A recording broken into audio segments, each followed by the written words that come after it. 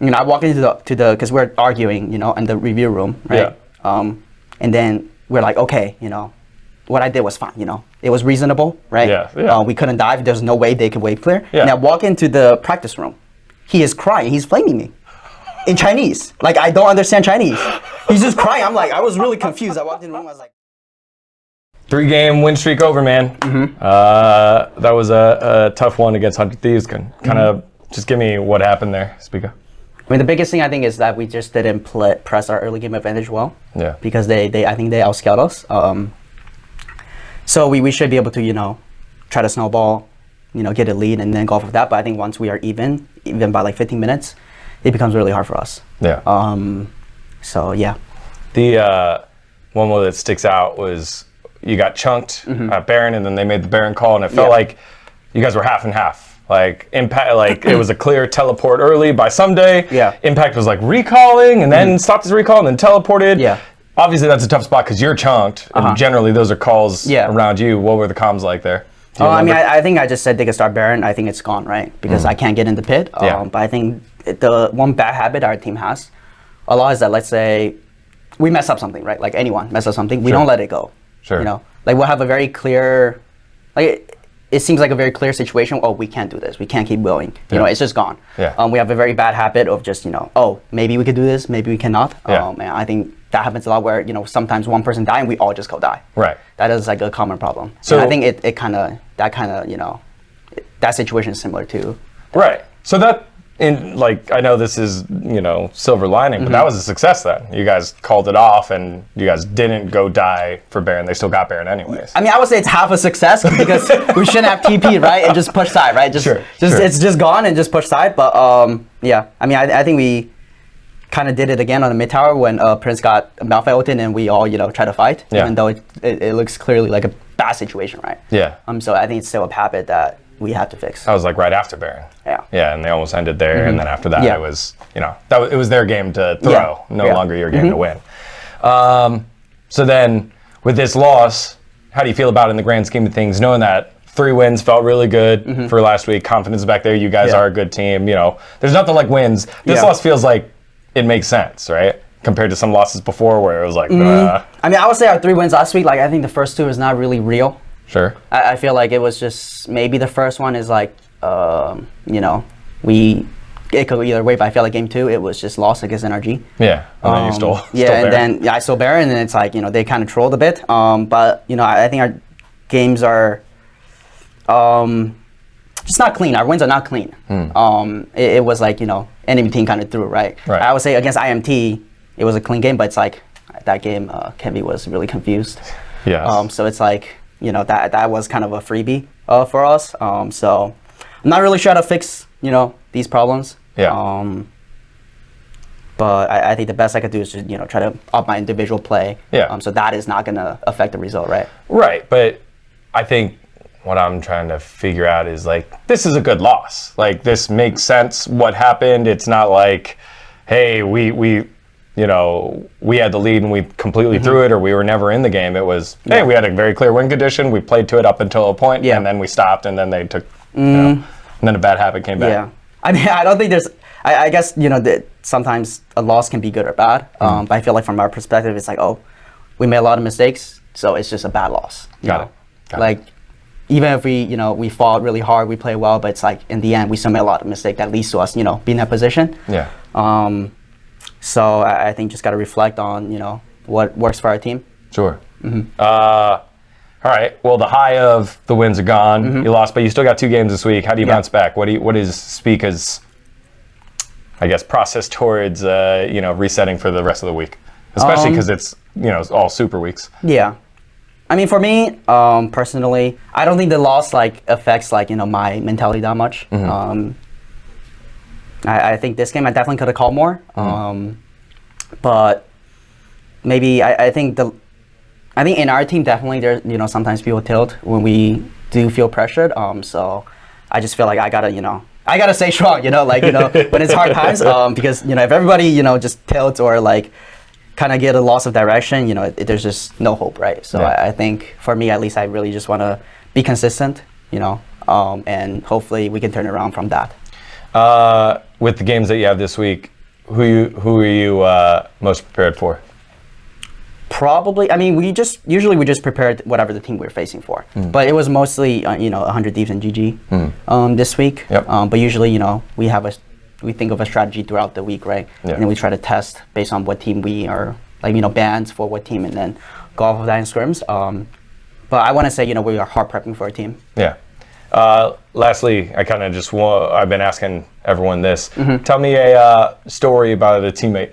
Any teammate that you've played with, you could think of funny, angry, disgusting.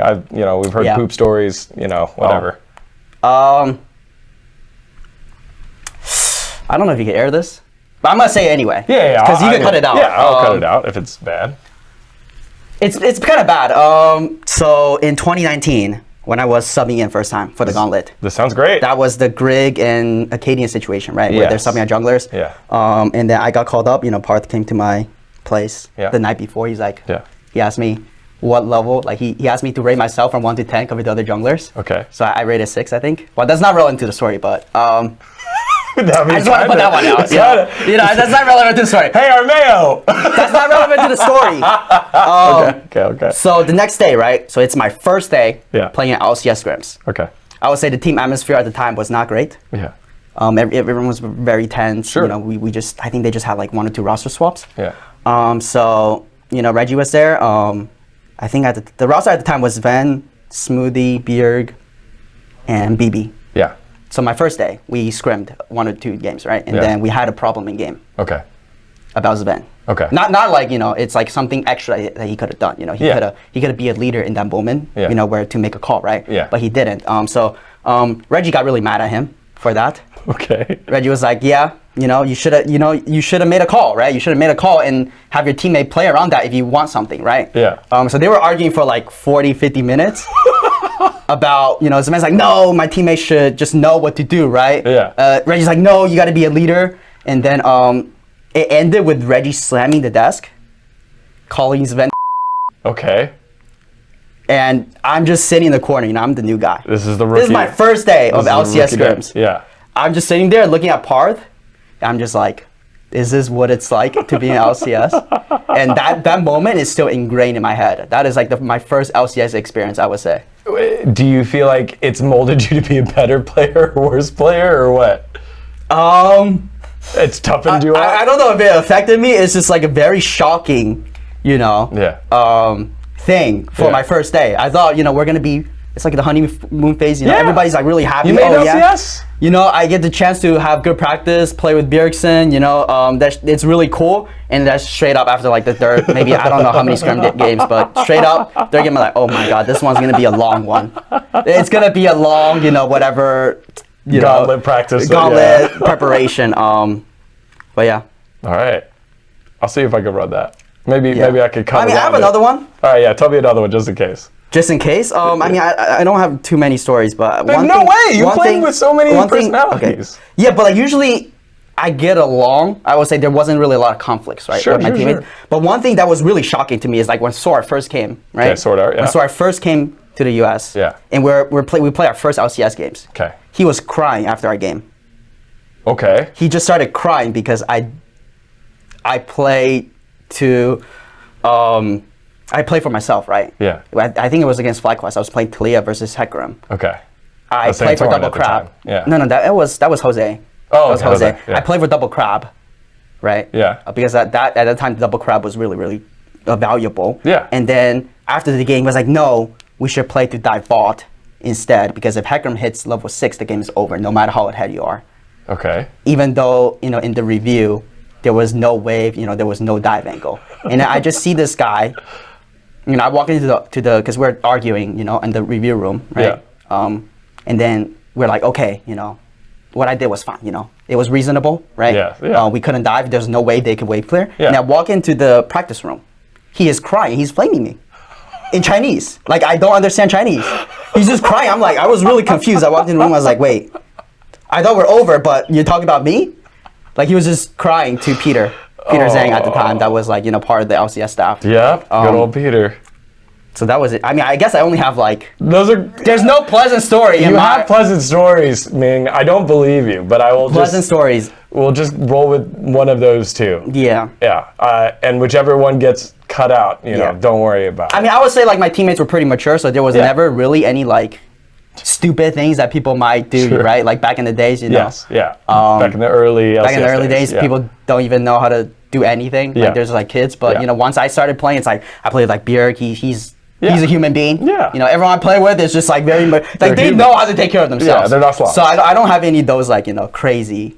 Those both were pretty good, man. Yeah, but those two are like ingrained in my head. Are you and Swordart good? I mean, we're just like, I feel like we're just like teammates, you know, not like we don't have a bad relationship. Yeah. It's not like we're like, you know, buddies. Yeah. Like that's just like normal teammate stuff. Yeah. Yeah. Okay.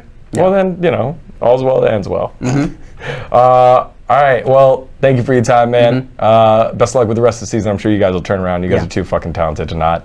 And appreciate your interview. Hey guys, thanks for watching this episode of Digon Esports. And you know, it hasn't always been easy getting my thrills since I'm a one-man band doing everything here. So to get my thrills, I get them from Trolli gummy worms. You know, they want nothing more than for you to bite into their delicious, sour heads and bodies into pieces. Personally, I like the raspberry blueberry flavor. It's really good. You should go ahead and get your own. Check it out. And get the mind-warping, tongue-twisting sour thrills only at Trolli.com. Thank you. All right, thanks, man. That's pretty funny. Yeah.